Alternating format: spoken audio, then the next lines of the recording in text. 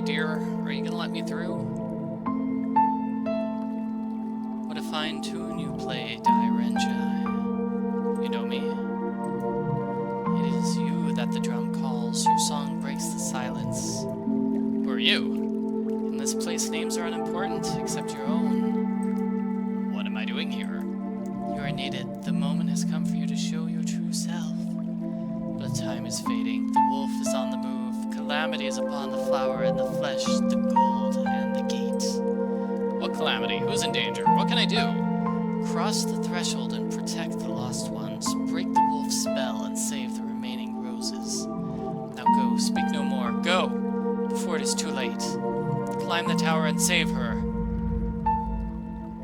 Who am I saving? What is this? I don't even know what's going on. This feels like a weird dream. I've got a bad feeling about this. Oh, this doesn't look good. Assassins on top of the tower with lightsabers. Oh, okay, it was just a dream. Same dream again. No matter how many times I run up that tower, bloodshed is all that ever comes from it. And what of the talking deer, who seems to speak in riddles? I must not dwell on that now. My new assignment awaits.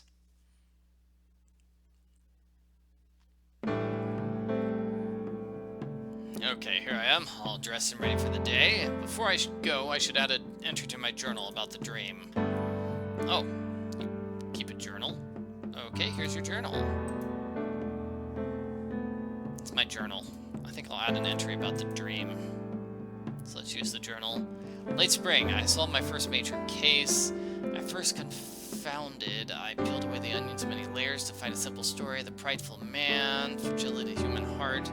It seems the minister took notice of my work. He said I'd gain favor with the emperor now that I resurrected the border treaty. He spoke of greatness in me. It was kind of silly. I only did my job. And if I'd done it better, Sun Ying would still be alive. Midsummer 689. Wonder if she's the woman in his dreams, because he thought he could save her, but he didn't, and his dreams were reflecting that. So Midsummer, the Emperor is dead. It's the saddest of days. News from the capital arrived this morning. A mysterious illness, said to be caused by lingering health issues too cold to never let go. Now, with the outcome of the Korean treaty on hold, his legacy will suffer. Generations of my family have served the Emperor and his forebears. His royal mandates were even in my sense of purpose. It's a time of deep reflection, a time of mourning. I began having a very peculiar recurring dream. I found myself on a small boat gliding across water as if pulled by an invisible force. It brought me to a tiny island populated by a strange talking deer and a shadowy figure on top of a great temple. But just as I managed to convince the creature to allow me passage up the tower, I sense a great danger looming over me. What happens next is unclear, but one thing is certain: no matter how hard I try, I fail to overcome the sinister threat. Late winter, the Emperor's still grieving wife, Consort Wu, has now broken with tradition and claimed herself the Empress and rightful ruler of China. There are rumors of her brutal tactics reverberating across the imperial echo chambers, stories of ruthless reprisals and secret police force used to silence her opposition. Who am I to believe? Was her rise to power illegitimate, or are these aspersions nothing more than exaggerated hearsay spread by envious detractors? No doubt a woman reigning over the empire for the first time will vex the establishment, but the imperial court will survive this turmoil. We must come together for the good of the realm. 10 months have passed since the Korean ambassador's murder. 8 have gone by since the death of Emperor Gaozong, and another 2 have elapsed since Zhu Zetian rose to power. Yet today I received a letter from the Ministry of Justice declaring I am to become the new investigating magistrate of Chang'an, and I'm required to appear at the capital without delay. It seems the Empress wants to meet me. I think I want to meet her too. I should make note of my arrival and the cryptic dream I had last night, so let's... I arrived in Chang last night. I made my way to the Justice Department where I had to stay. A young lieutenant showed me to my living quarters, but my first night here is marred by the same cryptic dream. I wake with a sense of dread and restlessness. I feel I can ignore it no longer. But what can I do? I just can't shake the feeling that something bad is gonna happen.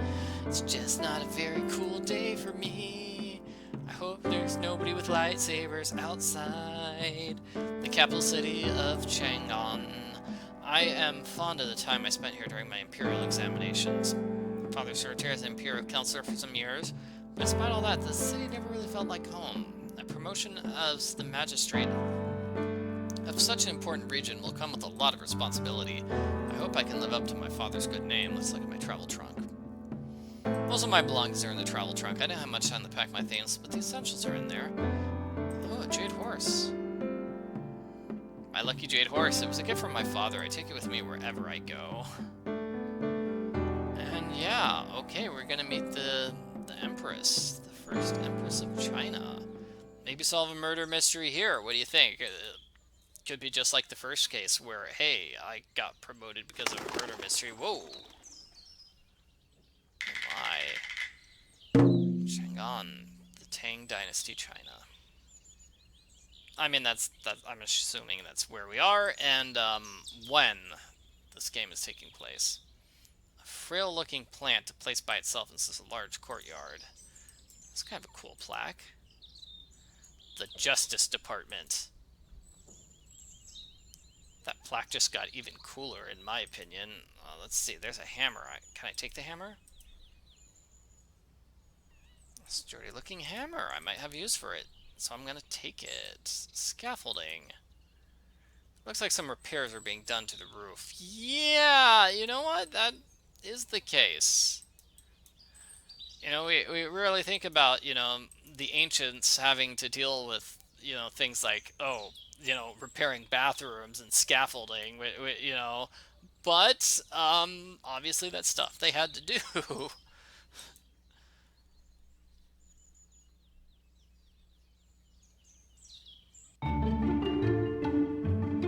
What on earth is this? I'm in the Justice Department. Okay, so that is a map. That leads me to the map, and there are various places I can go. We're going to the Imperial Palace. That's kind of cool. I can travel around the city.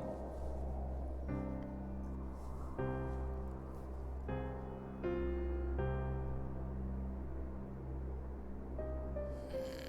are these people? We found and captured the rebels responsible for the attack on the Royal Temple. Good. By attacking the sacred temple, they are trying to undermine the symbol of my heavenly mandate. No quarters to be given to these agitators. Do you think General Zhang may have something to do with the recent disturbances? Zhang is a hardline traditionalist whose opposition against me is as clear as a stake in a barren field. I know how to catch snakes like him. Where is D. Renji? He's here, Your Majesty, waiting in the antechamber. Are you sure he can be trusted? That is what I intend to find out. Bring him in. Looks like she has to deal with detractors. Uneasy is the head that lies a crown, as the saying goes. The Empress will see you now. Who are you, Yao Mei? At once beautiful and intimidating, she has an air of confidence that's undeniable. I'm Commander Yao Mei, Captain of Her Majesty's Imperial Guard. Your questions for me can wait. You should speak to Her Majesty first.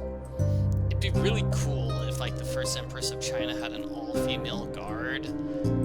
I don't know if that's the case, but that'd be really cool. And this is some intimidating scenery. This is a cool palace. Welcome, D. Renji. I've been looking forward to meeting you. I am honored. This humble servant is honored by Your Majesty's reception. I trust you had a chance to rest last night. I understood you left Penglai 3 days ago to undertake the long journey to the capital. Yes, but the road was kind to us. My caravan arrived at the Justice Department just after nightfall. I had a sufficient time to rest for a night's rest. Good. The winds of change are blowing. There's no time to waste. Tell me, Magistrate Dai, do you know why I called you at this particular moment? I'm not sure I follow. I thought perhaps you may be wondering why it took so long after your promotion to the capital to be confirmed. After all, that was my husband's wish before his untimely death. When he heard of how you solved the Korean ambassador's murder and rescued his border treaty, he made it very clear he wanted you to serve by his side. If he were still with us today, you would have been reassigned to Chang'an long ago. I humbly observed the imperial court where I am needed, Your Majesty. I mourned Emperor Gaozong's death, but it is not in my nature to question my position or rank. It's a rare thing to witness true modesty. The truth is, my transition to power is not without some interference. The same kind of meddling and disapproval I've encountered all my life. But I will not tolerate folly for the sake of facile traditionalism. I hope I can count on your loyalty just as my husband did. My loyalty is to the law, and I will serve it to the best of my abilities, so long as your majesty permits it. I see, and what if the law is unjust? Unjust men create unjust law. In the face of injustice, I believe we must stand up to it. Indeed, men can be fools misguided by power and greed. Such vipers are around every corner. In fact, the man that you're replacing, a man whose name deserves no mention in these hallowed halls, was such an offender. A horrid man who routinely abused his power. His worst sin of all was that of incompetence. But enough about the past. You're here because I need someone to succeed where he failed. D. Renji, I hereby name you the new investigating magistrate at Chang'an. What say you? I accept. Long may the Empire prosper under your guidance. Then it's done. Rise now as my chief agent of justice. You're now the guardian of Chang'an, the jewel of China, finest city in the world. But I'm afraid all is not right in our shining capital. I fear a sickness of doubt and fear is spreading across our streets and homes. The hearts and minds of men are fragile. As the first woman to hold the mandate of heaven, I cannot allow my reign to be crippled by this infection. I must show the naysayers that I can be as strong as any man, even if I must rule with an iron fist. This sickness must be stamped out. Law and order must be swift and unyielding. But we have to be virtuous. We must govern virtuously. If our hearts and minds, your majesty speaks of, can be redeemed, or indeed cured, I fear force alone is not the answer. How very pragmatic of you, Magistrate Dai. I suspect even my husband may have underestimated your gift for counsel. Your notions of virtue and balance are sobering, but we are nonetheless responsible for cleaning the streets of the miscreants who would dare undermine our empire. And that is exactly what you shall do. I'm at your majesty's command. Before I relieved him of his duties, your predecessor was working on a case that, shall we say, overwhelmed his limited intellect. A young woman by the name of Xu Linfei was viciously murdered in her own home 9 days ago. A short inquiry ended with the poor woman's blind father detained and charged for the crime. But I sense a grave injustice is being done. Your immediate task is to reopen this investigation and find out the truth behind this heinous crime. And if what you discover should exonerate her father, I would like you to report back to me directly. Yes, of course. Your first lieutenant at the Justice Department can appraise you of further details, but you may ask me any questions you like.